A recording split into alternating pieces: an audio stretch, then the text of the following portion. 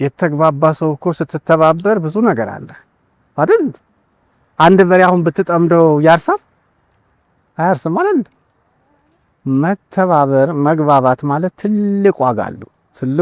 እርግጥ ነው ትብብር የሌለው ጉዞ ምክክርና መደማመጥ ያልጎበኘው የወሉነት ስንጥቃቱ እልፍ ነው።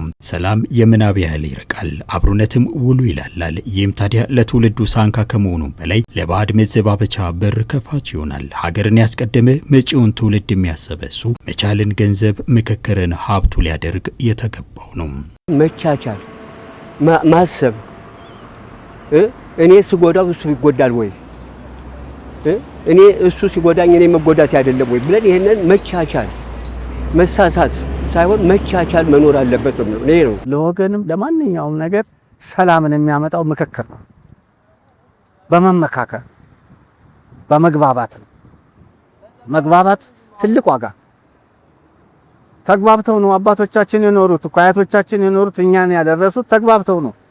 ጣሊያንን እንኳን ያንን ያህል ነገር እነሱ ምንም ሳይዙ ተግባብተው አይደል እንዲያሸንፈው ከሀገር ያስወጡት። ሀገር ለዚህ የሚበጃትን ተቋም አቋቁማ አመታትን ቆጥራለች። በዚህም ላለፉት 4 አመታት ከታችኛው የማህበረሰብ ክፍል ጀምሮ አሻጋሪ ሀሳቦችን ሲሰበስብ የቆየው የኢትዮጵያ ሀገራዊ ምክክር ኮሚሽን ለሀገረ መንግስት ግንባታ ይበጃሉ አላግባቡ ያሉ የልዩነት ሰበዞችን ወደ አንድ ያመጣሉ ያላቸውን 8 አበይት አጀንዳዎችን በትናንትናው ዕለት ይፋ አድርጓል። የሁሉም የማህበረሰብ ክፍል ድምጽና መሻት የታከለባቸው ናቸው ተብሎ የተለዩት አጀንዳዎቹም በዜጎች የዕለት ተዕለት እንቅስቃሴ ላይ በጎ ሚና የሚወጡ ስለመሆናቸው እምነት ተጥሎባቸዋል። በነጻነት መንቀሳቀስን ጨምሮ የሥራ ዕድሎችን ማስፋትና የጸጥታ ስጋቶችን መቅረፍ ብሎም ማህበራዊ ምጣኔ ሀብታዊና ፖለቲካዊ ጥያቄዎች የሚፈቱ ሆነውም ተገኝቷል። ያደረ ቁርሾ መሻርና ያላግባቡ ሀሳቦችን ወደ አንድ በማምጣት ጠንካራ ሀገረ መንግስት መገንባት ደግሞ አብይ ግባቸውም ነው።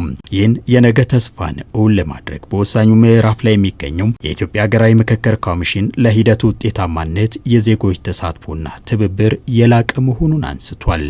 እናንተ 130 ሚሊዮን ህዝብ ወክላችሁ በሂደቱ ላይ የምትሳተፉ የህዝብ ወኪሎች እነዚህን አጀንዳዎች በጥልቅ አጥኑ፣ መርምሩ።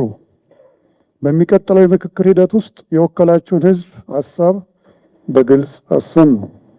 ለሀገራዊ መግባባት የበኩላችሁን አስተዋጽኦ አድርጉ። ከፓርቲ ጥቅም በላይ ቆማችሁ ለሀገራዊ መግባባት አስተዋጽኦ አድርጉ። እንደ ሀገር የብዙሃኑ ትልም መዳረሻ የሆነውን ተስፋ ከዳር ለማድረስ የእስካሁኑ ጉዞ በመልካም ሂደት ላይ ይገኛል። ከመነሻው ጀምሮ የነበረው የዜጎች የነቃ ተሳትፎ ስለ ሰላም፣ ስለ ጋራ መጻኢ ዕድል ያለን ቀጥተኛ ብሩህ መሻትን ያሳየ ነው። ይህን ሂደት በወሳኙ ምዕራፍም አጠናክሮ ማስቀጠል ከዜጎች ተናጥላዊ ሚና ባለፈ በዲሞክራሲ ግንባታ ሚና ላላቸው ተቋማትም ጥሪ ቀርቧል። የሲቪል ማህበረሰብ የተገለሉ ቡድኖችን ድምጽ አሰሙ። ሃይማኖታዊ ተቋማት የምክክርና የእርቅ ባህልን ደግፉ። መገናኛ ብዙሃን የአጀንዳዎቹን ተገቢነት በምክክሩ ሂደት ሀገራችንን ወደ ድህነት ልማትና ሰላም የሚያሸጋግሩ መሆናቸውን በሚያሳይ መልኩ ለህዝቦቻችን መረጃዎችን እንድታደርሱልንና ኃላፊነት በተሞላበትና ሚዛናዊ በሆነ መንገድ የስብሰባውን ሂደት መረጃዎች መሃል ዳር ሳትሉ ለህዝቡም ለሁሉም ህዝቦቻችን ተደራሽ አድርጉ።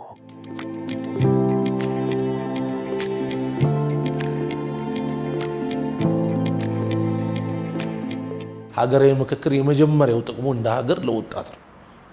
ለወጣት ሰፊ ጥቅም አለው። ምክንያቱም ወንድማማችነትን እንዲያጎለብት፣ የእርስ በርስ መግባባትን፣ የእርስ በርስ አብሮ መኖርን፣ በጋራ ሀገርን ማጥናትን እንዲወያይ፣ እንዲነጋገር፣ በነገሮች ላይ እንዲወስን ትልቅ እድል ፈጥሯል። ወጣቶችና ሴቶች የወደፊቱን ትውልድ ወክላችሁ በንቃት እንድትሳተፉ የአክብሮት ጥሪያችንን እናቀርባለን። ምሁራንና ተመራማሪዎች በእውቀትና በማስረጃ ምክንያታዊ በሆነ መንገድ የምክክር ሂደቱን ለማሳለጥ ተራዱ።